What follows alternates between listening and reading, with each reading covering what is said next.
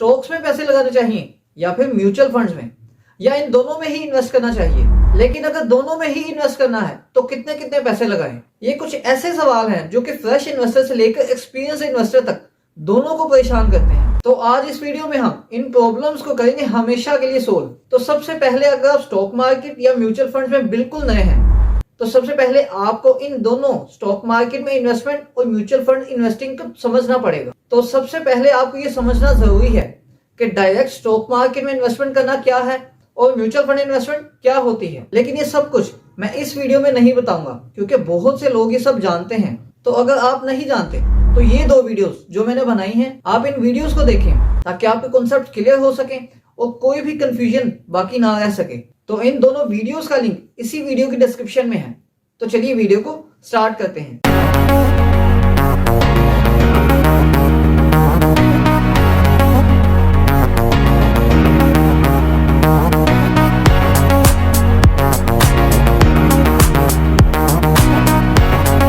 अब सीधा मुद्दे पर आते हैं। स्टॉक मार्केट में इन्वेस्टमेंट करना बेहतर है या म्यूचुअल फंड में? इसका सही और फिक्स आंसर है आपके खुद के पास।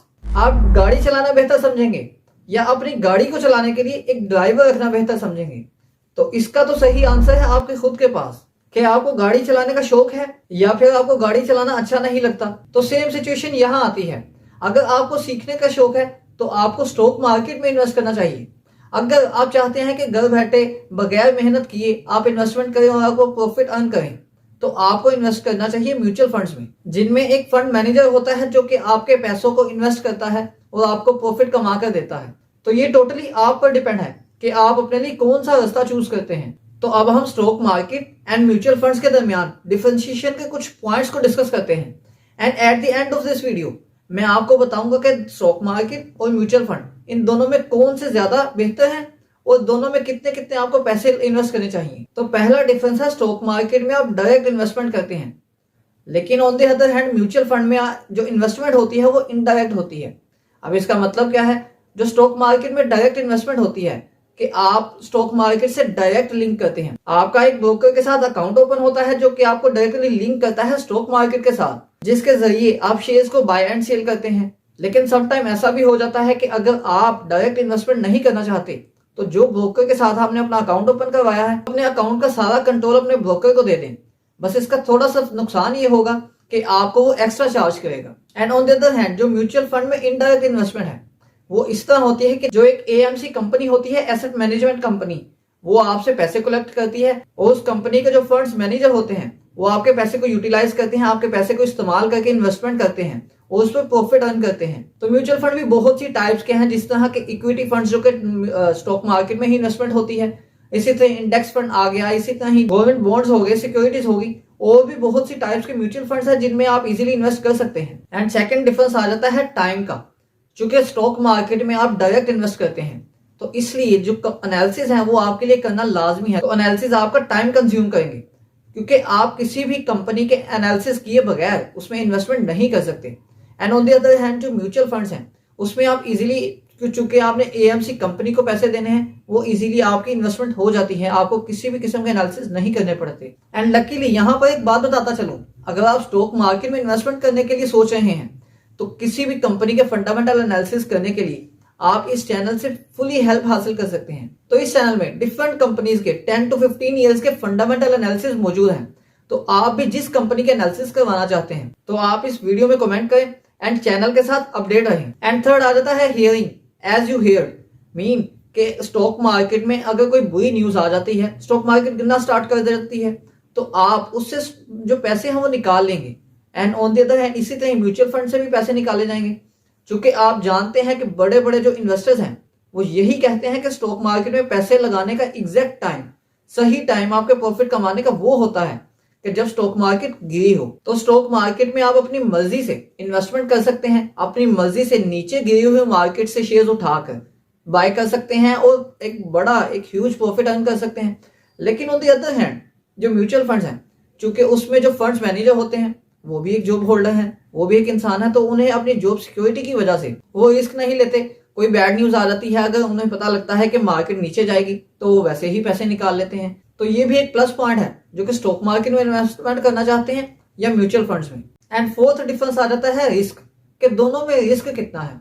बेसिकली जो स्टॉक मार्केट है वो हाईली रिस्की मार्केट है, क्योंकि आप खुद इसमें इन्वेस्टमेंट करते हैं। क्योंकि स्टॉक मार्केट में अप्स एंड डाउन आते रहते हैं, स्टॉक मार्केट में आप डायरेक्ट इन्वेस्ट करते हैं तो इसी तरह रिस्क भी बहुत ज्यादा हाई होता है, क्योंकि वोलेटिलिटी की वजह से। And on the other hand जो म्यूचुअल फंड्स हैं, अगर उनमें रिस्क की बात की जाए, उनमें रिस्क बहुत ज्यादा लो है as compare to stock market.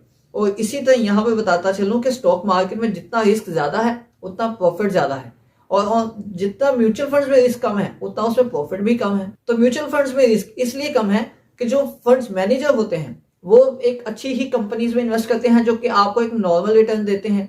वो अपनी कमीशन डिडक्ट करके आपको नॉर्मल प्रॉफिट प्रोवाइड कर देते हैं। लेकिन जो स्टॉक मार्केट है, आप उनमें कुछ नीची वाली कंपनीज के भी स्टॉक्स बाय करके, जिनमें आप सोचे कि हाई पोटेंशियल है, वो बहुत ज्यादा ऊपर जा सकती है, और आप उनमें भी इन्वेस्ट कर देते हैं।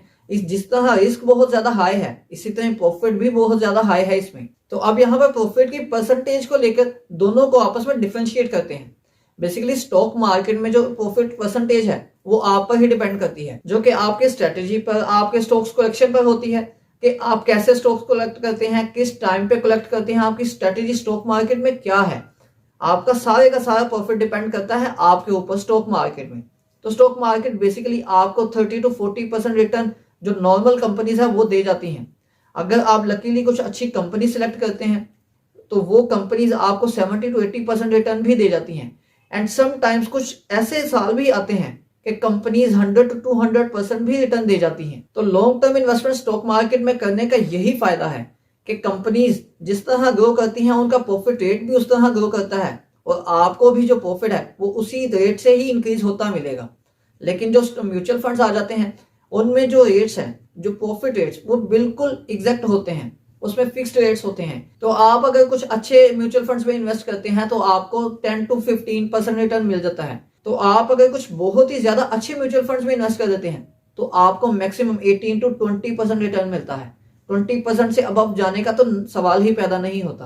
तो कुछ एएमसी कंपनीज क्लेम करती हैं कि इक्विटी फंड्स या ऐसे कुछ फंड्स जो म्यूचुअल फंड्स होते हैं उनमें इन्वेस्ट करने से आपको 35 to 40% रिटर्न मिल जाता है।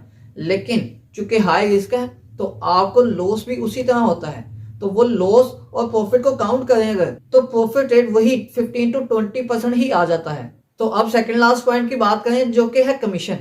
तो बेसिकली स्टॉक मार्केट में जब आप शेयर्स को बाय या सेल करते हैं तो उस स्टॉक ब्रोकर की एक माइनस ही कमीशन होती है, जो कि आपको फील भी नहीं होती, जो कि अगर फर्स्ट करें 1000 के पीछे 1 रुपया होगा।